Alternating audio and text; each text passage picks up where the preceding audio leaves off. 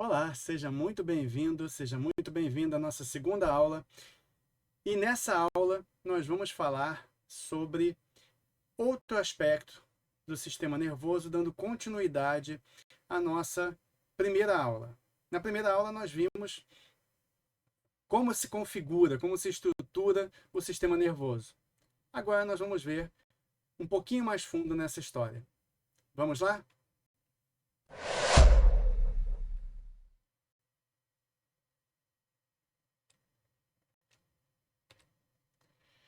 Bora neurar, minha gente! Então vamos nessa, vamos continuar estudando agora, aprofundando nas funções do sistema nervoso. O sistema nervoso é bem interessante e a gente, cada vez que estuda mais, a gente vai ficando mais enfronhado, a gente vai ficando mais empolgado em aprender sobre ele. E uma das coisas que nós vimos na aula passada diz respeito à questão de como o sistema nervoso captura informações do meio ambiente, seja ele interno, seja ele externo, de como ele integra isso e de como ele transforma isso numa resposta motora. Então esse quadrinho ele é muito interessante porque ele mostra exatamente como isso acontece. Ali à esquerda da sua tela, você vai ver que existe ali uma função sensorial. Essa função sensorial ela é baseada nos receptores sensoriais, que são os responsáveis por capturar essas informações através dos impulsos elétricos, que nós vimos são impulsos nervosos. Essas informações são, então, carreadas para o sistema nervoso central e elas são usadas para criar vários tipos de informações. Entre as mais básicas, nós temos as percepções, que nós temos a partir das sensações, a memória, os pensamentos e as decisões que nós tomamos. Se você não sabia, fique sabendo, decisões são emocionais. E aí, essas informações são integradas no sistema nervoso, que joga isso para a função motora, que vai ser responsável por fazer o quê? Pegar todo tipo de decisão que nós tivemos que tomar e colocar isso em prática, através dos impulsos nervosos, que são enviados aos efetores. Quem são os efetores? São os músculos, principalmente os músculos esqueléticos, mas também os músculos lisos, os músculos cardíacos e também as glândulas do nosso corpo. E aí, quando nós passamos para ver mais detalhadamente como é que isso é feito, voltamos àquela classificação do sistema nervoso central e sistema nervoso periférico. Então vamos rever algumas informações básicas. Nós vimos que o sistema nervoso central é formado pela medula espinal e pelo encéfalo. Ela contém vários tipos de tecido, entre elas tecido neural, tecido conjuntivo, que é um tipo de tecido que é um tecido mandrake no nosso corpo. Ele existe em tudo quanto é órgão, em todos os tipos de sistemas que nós temos, e no sistema nervoso também. E os vasos sanguíneos, que são essenciais porque o nosso sistema nervoso, os neurônios, precisam de muito abastecimento de sangue. E as funções básicas desse sistema nervoso, elas incluem tanto processamento quanto coordenação. O processamento por quê? Porque eu tenho que processar os vários dados sensoriais que estão vindo a todo momento de dentro e de fora do meu corpo. Eu tenho que coordenar os comandos motores para emitir as respostas motoras, por exemplo, as principais dentro dos músculos esqueléticos. E eu tenho também as nossas funções superiores do cérebro, ou seja, inteligência, memória, aprendizagem, a própria emoção também é uma função superior, porque ela envolve praticamente tudo que nós fazemos. Nós vamos ver isso ainda nesse curso. Então, toda essa parte de processamento e coordenação, ela tem que passar pelo sistema nervoso. E aí você vê um quadrinho explicativo, um quadrinho muito simples para você esquematizar isso na sua cabeça. Então está ali, na base de tudo, o sistema nervoso central, que é dividido em encéfalo e medula espinal, nós vimos isso. O encéfalo, por sua vez, vai ser dividido em três partes: o cérebro, o cerebelo e o tronco encefálico, e a medula espinal não se subdivide. E o cérebro ele vai se subdividir em duas partes: o telencéfalo e diencéfalo. O tronco encefálico vai se subdividir em mesencéfalo, pontibulbo, e o cerebelo também não se subdivide. Então, esse é o esqueminha básico do nosso sistema nervoso central. No caso do nosso sistema nervoso periférico, o que é o sistema nervoso periférico? nós vimos que ele inclui tudo que está fora do sistema nervoso central. E as funções básicas do sistema nervoso periférico são duas. Primeiro, pegar todo tipo de informação sensorial para entregar isso para o sistema nervoso central e também para executar os comandos motores, ou seja, a resposta motora que vai vir do sistema nervoso central.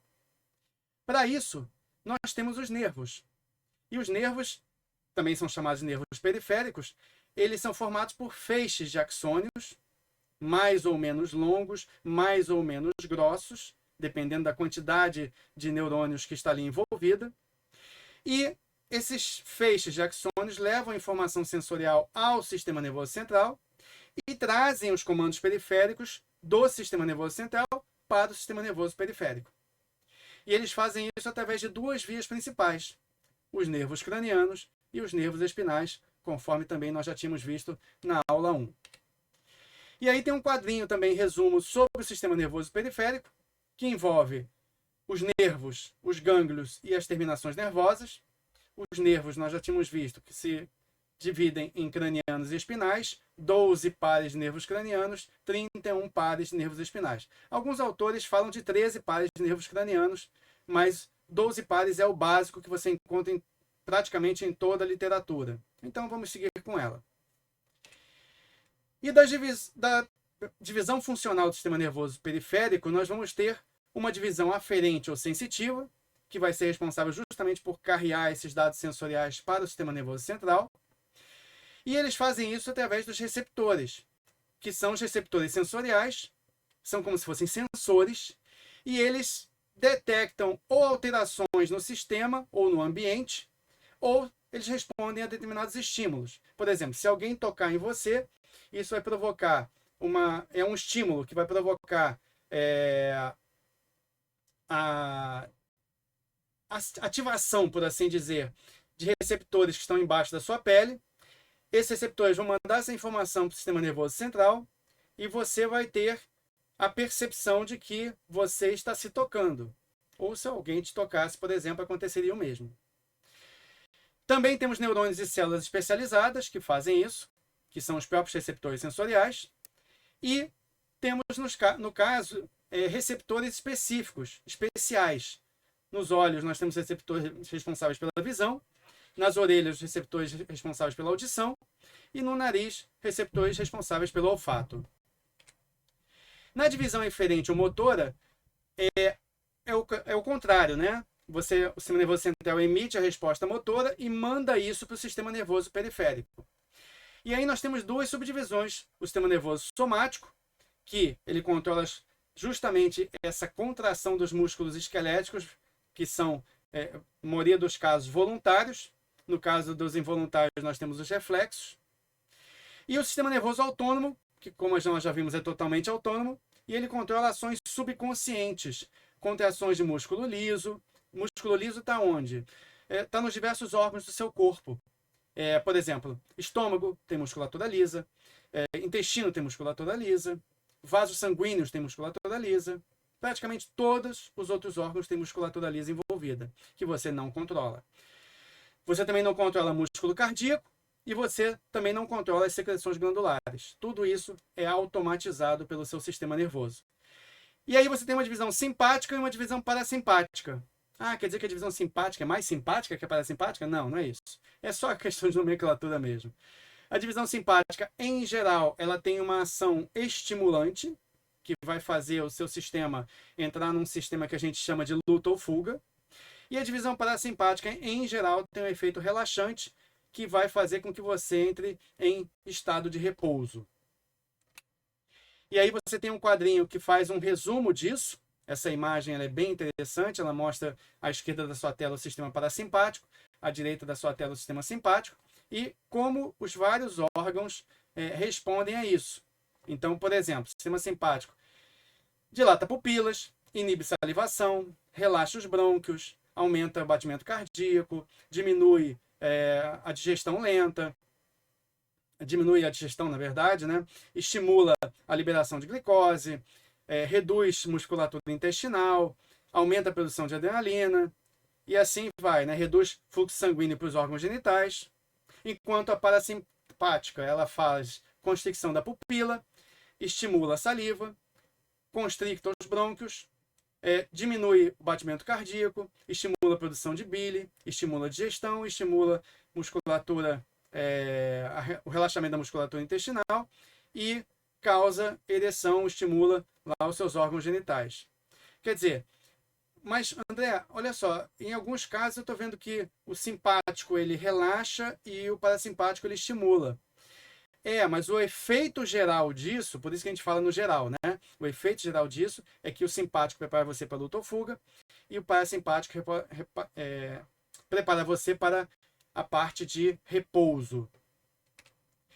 Então, resumindo essa aula, funcionalmente, nosso sistema nervoso possui uma divisão sensorial, uma divisão motora e, entre elas, uma divisão integrativa. As funções do sistema nervoso central são processar e coordenar.